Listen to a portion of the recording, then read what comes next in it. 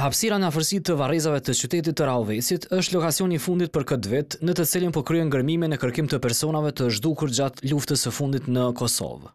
Gërmimet që kanë nisur të mërkurën solën rezultate po dje, derisa ngjajshëm ka ndodhur edhe sot. Në lokacionin e njohur si Përzhina të mërkurën janë gjetur 2 pjesë eshtërore, të cilat janë dërguar për ekzaminim në Institutin e Mjekësisë Ligjore. Ndërsa gjatë vazhdimit të gërmimeve gjatë ditës së sotme, është hasur në mbetjet mortore të një individi, një personi, të paktën po flas vetëm minimumi, me këtë rast vetëm procedurat e nevojshme së ekzaminimit të nevojshme mjekësore do të mund të përcaktojë numrin e sakt të individëve ose viktima të zhvarrosura dhe pastaj detentivitetin e tyre.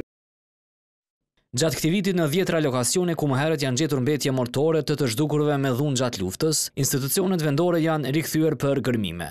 Ato kanë rezultuar me zgjedhjen e 10 mbetjeve kockore, të cilat pas testimeve kanë rezultuar se i u përkasin të zhdukurve nga aparati shtetëror i Serbisë gjatë luftës së fundit në Kosovë.